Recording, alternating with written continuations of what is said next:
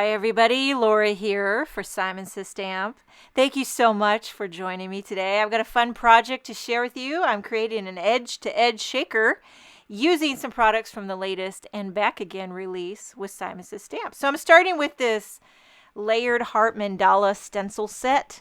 You get 4 stencils in the set that you can mix and match and layer however you choose to do. I'm going to start with this mandala design. I have a panel of white cardstock, and then I take that center star mask and I'm going to blend with Sunbeam ink. These are I'm going to be using all positively saturated inks because they blend like butter. Sorry, but I'm not sorry. Okay, I'll tell you what, I rarely get any negative comments, and I'm so grateful for that. But I did read one the other day. Somebody said, must you sing everything?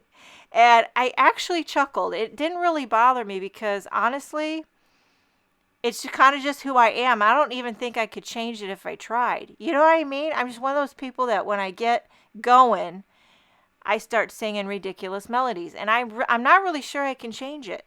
I try to rein it in, but every once in a while it just kind of squeaks out. So I kind of chuckled at that one. I didn't really get offended. It was kind of funny. But, I don't know why people have to say things like that. If you don't have anything nice to say, go eat a French fry. That's what I say. Okay, now I put on the floral kind of mask around the mandala design. I'm going in this time with Peachy, which is an orange positively saturated ink, and then now giving a little extra punch around each one of those little hearts, and I'm using blush ink for that. I do try to have a light hand and build up the intensity. I love to add gradient wherever I can. I think gradient is the secret ingredient. And then I'll take off that mask, and now we have the mandala edge, kind of the border, which we're going in this time with Sweets, which is a fantastic pinky magenta color, probably one of my favorites. I don't know, I have a soft spot for a pinky magenta. And by the way, this particular color is very, very vibrant, juicy. You don't need very much ink when you go to ink it up. It goes a long way. I'm giving a little extra punch of vibrant color in certain portions, as you can see. Like that, just gives a little excitement.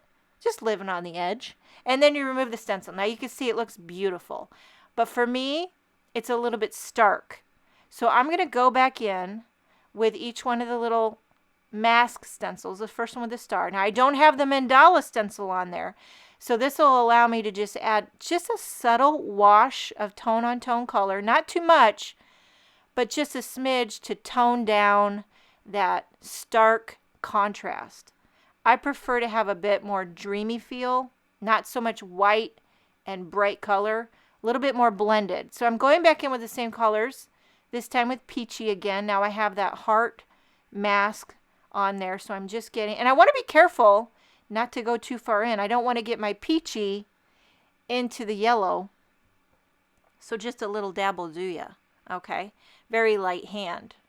And yeah, these inks, they really do blend effortlessly. Okay, now last color around the border was that Sweets. By the way, do want to mention that everything I use in this video, all the products and supplies, will be linked below in the video description so that you can know exactly what I use if I don't mention it or I get the color name wrong, whatever. It's all listed below, and everything is at the Simon Says Stamp shop.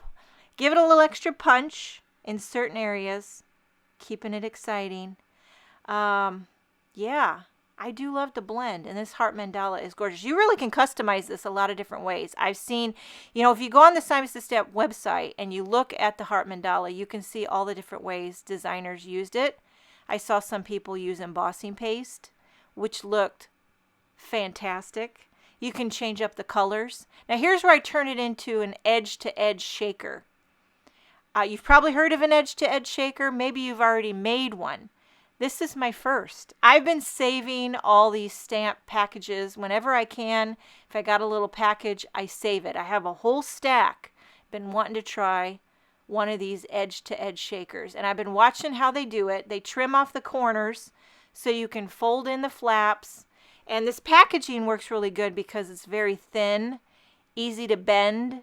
pliable. I'm using some 1/4" score tape, whatever type of adhesive you want to use. Just 4 around each edge. Fold in the flaps. Easy peasy lemon squeezy. And then just leave one flap open on the end to leave like a little pocket so you can add your shaker filler. So here we have our third side that I'm folding in. And then now you can fill it with whatever you want to do. I have some kind of iridescent clear confetti. I believe it's Studio Katia, but you could use whatever you have. I like to use clear or iridescent whenever I have a lot of color because I feel like it gives you that, you know, glimmer and shine and shake, but it doesn't compete with the color. So I folded that last flap over, and there you have your edge-to-edge shaker. I finally made one.